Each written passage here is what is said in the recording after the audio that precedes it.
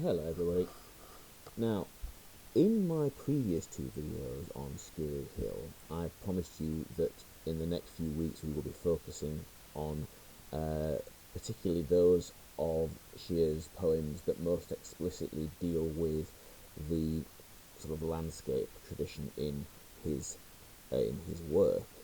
And to that end, I would like to continue today by looking at two shorter poems together. On page 3, the poem Inheritance, and on page 13, the poem Trees,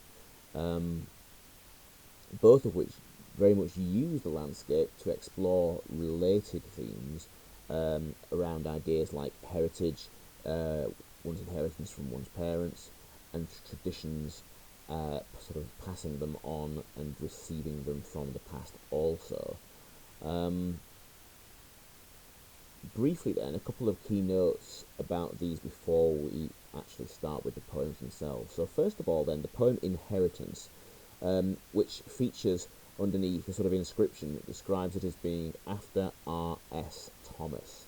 Now R.S. Thomas, as you see here, a Welsh poet who died in the year 2000 at a very great age, at the age of 87, was probably the most famous Welsh poet in the second half of the 20th century. He probably takes on that mantle from Dylan Thomas, no relation, who some of you might know for poems like Do Not Go Gentle Into That Good Night, or And Death Shall Have No Dominion. Um, Probably the best way that I introduce you to him, and you might think it's interesting that I've chosen to include 3 pictures of him, is because I think that he has such an absolutely magnificently photographable face.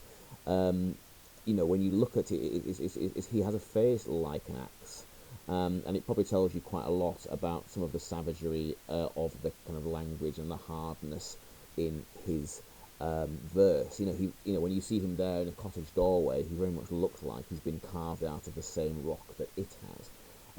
He was actually by profession a vicar until he retired, although by all accounts very much in the sort of old-fashioned tradition of a kind of blood and thunder and a hellfire one. He wasn't a sort of cuddly, everybody's going to be fine kind of priest.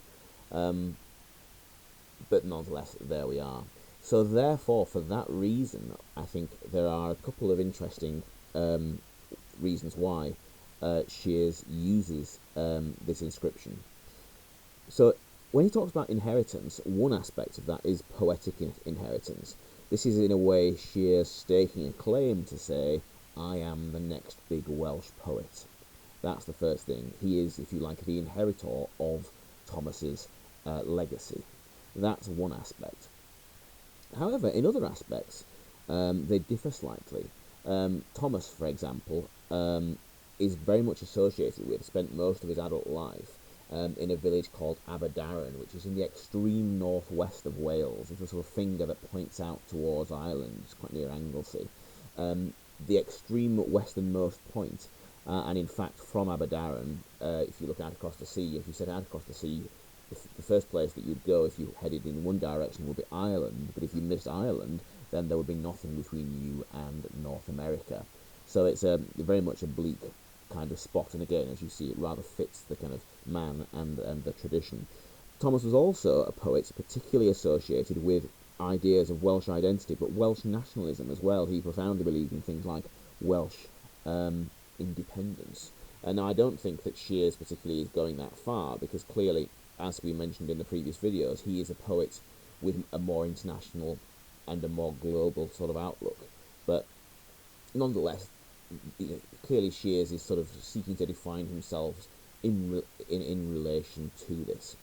So, without any ado then, let's move on and let's have a read through these two poems together, and then I will talk through those for you. So, first of all then, Inheritance, after R.S. Thomas. From my father a stammer, like a stick in the spokes of my speech, a tired blink, a need to have my bones near the hill's bare stone, an affection for the order of maps and the chaos of bad weather. From my mother a sensitivity to the pain and the pleasure, the eyes blue awe, quite moments before a wet horse drying in a rain-loud stable, a joiner's lathe turning fact into fable, and from them both a desire for what they forged in their shared lives, tasting it under the year's hard hammer, red hot at its core, cool dark at its sides. And now, trees. You tell me you've planted an oak in the middle of the top field. When I ask how long before it'll be fully grown, you nod your head and say, some time, and I realize I should have known. After all, you planted trees for our arrivals, one for each of us at the north, south, and west of the house, and now you have planted this, a finger-thick sapling drawn by the breeze into a long bow loaded with the promise of what it will become, silhouetted against the reddening sky that could be the setting or the rising of a sun. So, let's begin. First of all then, with inheritance. From my father, a stammer. This is indeed literal, apparently. Owen Shears himself speaks with a stammer, so presumably his father does too. But the simile there, like a stick in the spokes of my speech, therefore I think rather reflects quite nicely the sort of image of what that feels like, and I think that's emphasised by the sibilance there, because it's almost playful in the sense that this is a line that will be very difficult for a stammerer to say. So very much, very vividly sort of emphasising this fact. A tired blink, a need to have my bones near the hill's bare stone. Now, here, once again, we have this connection to nature and, of course, explicitly to Skirrid Hill itself, which we explored in the poem Skirrid 4 earlier in the week. So on the one hand, yes, it is a communion with nature, but it is a profoundly harsh vision of nature, the bare stone. This definitely is not a pastoral, or in fact you might argue is an anti-pastoral image. And it creates a kind of image of his father, at once tough and hard, but I think perhaps also perhaps a little harsh as well, in this sort of communion with nature that he has. You'll notice that you've got blink, bones, bare, these very heavy plosives, which I think very much echo the sort of that image linking to the bare stone that we see here. And it goes on, an affection for the order of maps and the chaos of bad weather. And we have an interesting oxymoron there then between order and chaos, between these presumably contested parts of his father's character, or contrasted parts. There's not really too much more to say from that. Now, the first line of the first stanza begins with "from my father." You'll see then that the second one begins "from my mother." So structurally then, therefore, there is a kind of parallel here. We now have from the one parent, from the other parent. The first stanza, I think, as well as being an exploration of his father himself, can also be seen as a presentation of masculinity more generally, which is, in fairness, is another theme that crops up quite a lot in this collection, the idea of sort of masculinity versus femininity. And it's very much the sort of feminine aspects that are identified in the next stanza. So, from my mother, a sensitivity to the pain in the pleasure. Notice here, you had the heavy plosives of the bees in the previous stanza, but now these plosives are lightened, pain, pleasure. Straight away then, there's a sense that the mother is a somewhat less hard character than the father. So the pain, the pleasure. In other words, then, what are we talking about? Perhaps a sort of slightly pessimistic or more worrying kind of character here. Perhaps that's what's being explored. Now, There's another parallel, because on the third line we have his father's tired blink, but here the eyes blue awe. If in a sense his father was somewhat closed, this eye blinking, then seemingly here the mother is very much more open and receptive, because of course the blue awe, the implication is that it is an eye that is open, or of course is referring to the sort of rock compounds from which you extract minerals and metals, for example iron ore, it's that sort of thing. So that's interesting then again, because that metaphor of her eye being ore-like implies then that in the mother there is more that can be extracted. She is seemingly here a more complex character than the father. There is more to her in that sense. It's a very vivid colour as well, the blue here. Contrast that, because what insofar as there is any reference to colour in the previous stanza, it's very much it's stone, it's bad weather, the implications are of greys and these very kind of sombre colours. But here, the blue ore of the mother, much more vivid, quite powerfully sort of juxtaposed. So, we go on then and we get further evidence of this sensitivity, because we have this rather nice sort of, it seems in a sense as if this is simply a passage of a description, this little image that he presents of his mother beside a horse, and yet clearly symbolically we're meant to equate the two. So the quiet moments beside a wet horse drying in a rain-loud stable. Sensitivity, caring, and the fact that this is a stable which is protecting them against the harsh weather, I think again therefore perhaps calls out to the sort of nurturing and the more protective aspect of the mother's character. And finally, in a sort of slightly strange metaphor here, a joiner's lathe. A lathe, if you've ever seen one, is it's an implement that you put a sort of stick on and then it turns it and you hold a chisel to it, and you can then sort of carve patterns into it. It's used, for example, to make old table legs and things like that. But you may have come across one of those in design technology or something like that. A joiner, of course, being like a sort of carpenter, somebody who works in wood. A joiner's lathe turning fact into fable. So again, I suppose we have this more sort of imaginative kind of facet here, something that we don't really get in with the father. Something like maps, for example, that are profoundly unimaginative in that sense. They are very much factual, but this idea of fact into fable, the idea of the mother then, in that sense, much more creative and imaginative. Now, the structure of this poem, by the third stanza, which begins, "and from them both," we realise then that it's presenting the one parent, the other parent, and now the kind of combined package. Now, this is actually, it's a very traditional sort of classical rhetorical structure, rhetorical as in a rhetorical question with a H in it. And it's split into three parts. The first part, i.e. the first idea, is known as the thesis. Thesis, the thesis, which simply means the first idea. The second part then is the kind of opposite idea. So the first idea is the father, the second opposite idea is the mother, and that is called the antithesis, or literally the antithesis. Antithesis.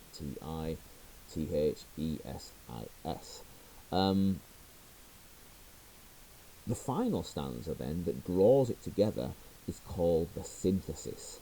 Synthesis. Synthesis. And so this is what we see here now, the drawing together of these influences. And from them both, and see the long pause that is added here. Unusual in this poem, but clearly then there's a sort of dramatic moment where he wishes to emphasize not the individual elements that we've seen previously, but the collective influence of them. a desire for what they forged in their shared lives. Now that verb, forged, it refers obviously to making something with metal, usually iron, that idea of heating metal, hammering metal, cooling it, heating it again. It's used, I think, in this sense as being metaphorical of the real hard work. This is Shears not an idealist, but recognising the hard work that his parents put into their lives, their marriage, their upbringing of their children. And the adjective there, the shared lives, the emphasis in the end on that togetherness. Tasting it under the year's hard hammer. Now, again, the alliteration there of the hard hammer, the kind of assonance of those harsh open vowel A sounds, hard, hammer, the R, the A-A-R-R sound, very much links back to and extends the idea of the forging earlier. And it also, for when we get to it, provides a link to another of these poems, the poem Farrier, which is about someone shoeing a horse, and it's where Shears returns to some of this sort of imagery again. But this idea that time itself is a test, time itself has hammered away at their relationship, has hardened it, has made it stronger. And it says on the second line, a desire for this. In other words, there is a part of Owen Shears that longs for a relationship with this kind of solidity and this kind of stability. The implication, therefore, being that perhaps it's something that he's not had in the past. And when you come to look a little later at some of the poems that refer more explicitly to relationships, the transience of relationships, relationships that begin and particularly relationships that end, are very much a feature of Shears's poetry. So you can see here how he looks to the relationship of his parents as something to aspire to. So, to finish up then, tasting it under the year's hard hammer, red hot at its core, cooled dark at its sides. So describing here, obviously metaphorically, the piece of metal, but again, the idea of their relationship, and that sense that even though to outside appearances it may now be cooled and hardened, the idea that there is still this heat of love and affection at the centre of it, this is what he aspires for. This is what he aspires to. So, we've talked about the structure of this poem in that rhetorical three-part, or if you like, tripartite structure. Stanza-wise, it is written in what are called, well, the first two stanzas are what are called sestets, S-E-S-T-E-T.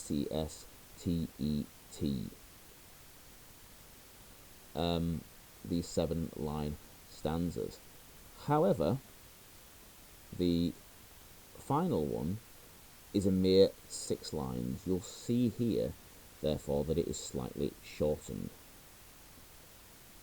Can we suggest then that the uneven number of lines in these first 2 stanzas, the 7 lines of them, suggest that both the father and the mother are in a sense slightly unbalanced, slightly incomplete without the other? And the fact that the final stanza has only 6 lines actually therefore implies that there is a kind of harmony to be found from the influence of both together. I think that's a very strong point that you can make about that. Now, in terms of metre, as you see here, clearly this is very much a poem that's written in quite a free verse style. There is no regular metre like iambic pentameter here. To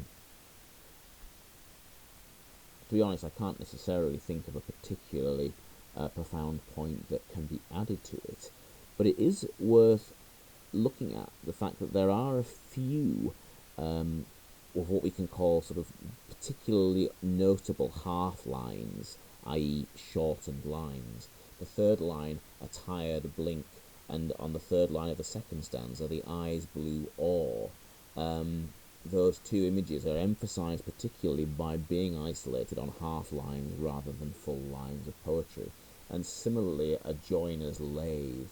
Now, I think we can see the idea of a joiner here as being more metaphorical too, in the sense that there is something, as it were, creative and unifying about his mother's skills here, about her nature. The idea that she was very much somebody who could sort of make things happen. I think that's quite possible to explore. So that, I think, covers then inheritance. And as we said before this, this is about his inheritance from his parents, but also stylistically and sort of traditionally, it's about his inheritance from R.S. Thomas as well, and particularly images like the idea of the bones and the hills bare stones very much sounds like a Thomas kind of an image. In trees, then. Now, in inheritance, he talks about his parents in this third person. And in fact, actually, in that sense, there is no first-person element in it. It's a slightly detached poem. However, trees is rather different. Now, the implied speaker here, forgive me for being hegemonic, the implied speaker here seems to be his father.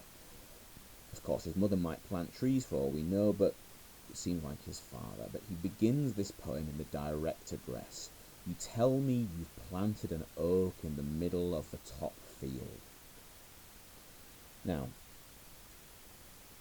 first of all then, this direct address. It's spoken to his father, but in terms of the way that it orients we as readers, it places us in his father's position, as if we are in fact the father and she as the son is talking to us.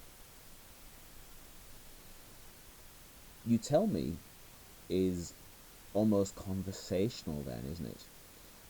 In that sense, it feels a little bit less formal than the really quite formally structured inheritance that we've just seen. And why an oak? Well, obviously with oaks we have the connotations of strength and solidity, of permanence, of longevity, all of these attributes.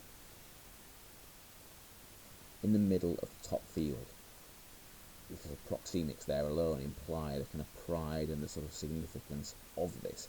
I think, by the way, the tradition that's being referred to in this poem is that idea that some people have, and I've known people who do this, where they plant a tree to mark the birth of a child in the family. Of course, I guess in this modern age where people, tend to move houses and things, it's probably a bit less common, but certainly perhaps, in the past among families that might have had a farm or a mansion and an expectation that that property would be passed down, it's part of that sort of idea. Rather, as I say, rather old-fashioned now, but nonetheless. He says then, when I ask how long before it'll be fully grown, you nod your head and say some time. And I realise I should have known. Now, in the previous poem, in Inheritance, it's very much about how the influence of the past sort of coalesces in the present. But here, in this poem, the planting of trees itself is a gesture towards the future. This is about traditions that will go forward in time. And indeed, potentially, of course, with an oak, we could be talking about 500 years in time, in a strange sort of way. It's a kind of a gesture, isn't it, towards generations as yet unborn. He carries on then. After all, you planted trees for our arrivals, one for each of us at the north, south, and west of the house. and now you have planted this. So there you have it. It's looking back to Shears's own birth and presumably those of his siblings. I'm assuming that's what the us that are being referred to here. But now you have planted this. And he likes, you'll notice in the several other poems, he likes the use of a long dash here to emphasize something particular, and particularly if you look at the location of it within this poem compared to the one in Inheritance, it's very much something that he does as a kind of introduction to his sort of synthesis type point, to his sort of conclusion, to the part of the poem where he wants us to take down, as it were, his message. A finger-thick sapling, a metaphor then for a young child, with all the vulnerability of it, drawn by the breeze into a long bow. There's a really nice alliterative sort of rhythm to that line. And again, I suppose on the one hand you have it's almost a juxtaposition between the sapling emphasized with the the sort of adjective or the adjectival phrase finger thick, and of course sapling itself, meaning a young tree, is in itself metaphorical of youth. But then on the second half of that line, all the plosives that demonstrate the wind which is blowing against it, drawn by breeze, bow, emphasizes not merely on a literal level the harshness of the wind, but the harshness of the life that will blow against this young person, that will challenge them in their life. Reminder that life is something that will be hard. He finishes then, and by describing it as loaded with the promise of what it will become, silhouetted against a reddening sky. The promise of what it will become, of course, is growing up, is the life that it will have. And of course, in the case of the tree, it's a life that will, in all likelihood, go on long beyond the life of a human planting it. Although I'm always reminded of the poet and the critic and writer Clive James, who, when he was approaching the end of his life, wrote a very tender poem about a cherry tree in his garden, and about how he expected that it would be living long after him, but unfortunately the cherry tree caught a disease and died. And he said that he felt really embarrassed because people would ask him about how it was doing, and he would have to say that the tree had died and he was still living. But anyway, that's utterly irrelevant. Yes, the promise then is what the sapling, and by extension the child born to the family, has. But silhouetted against a reddening sky. Now, he explicitly says that could be the setting or the rising of the sun. And so, in a sense, this poem almost represents a kind of a handover between generations. The setting of his father's generation, of the older generation coming towards the end of their lives, but also the planting of the tree itself represents the new life that's being presented, the new birth, as symbolized by the rising of this sun. So we really have a sense of this poem then that it is on a kind of cusp between the past coming into the present and the present going into the future. The end of one generation, the beginning of another. Now, once again, you'll see that this is something that is written in rather free verse. Once again, rather like the previous poem, it's quite loosely enjambed. There's very much a kind of naturalistic tone, more so, I think, than the other one, and more conversational in that aspect, and more personal too. The reference to the much more to the sort of personal pronouns of you and I, the kind of intimacy there between poet and father, and also, of course, between, therefore by implication, between we and Shears when we read it. In the first poem, you only have my father and my mother, and beyond that, that's as personal as it gets, which is to say, not particularly personal. As you said, it's much more formal and much more sort of stylized poem. So we mentioned that. We've mentioned the use of the long dash that kind of heralds the real message of this poem, as with the previous one. So the sort of pause that allows emphasis to what follows. Now, the fact that it's written in these very loose, enjambed, free verse couplets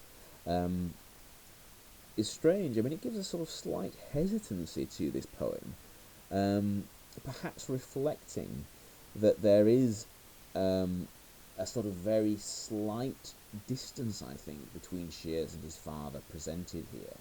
When he says, for example, that the father says sometime, and he says, "I realise I should have known," there's almost a hint of guilt there in that. So perhaps, for all that he clearly feels very deeply for his father, for all of that, I think that I think that there is a certain distance, and perhaps the halting pace created by these couplets reflects that.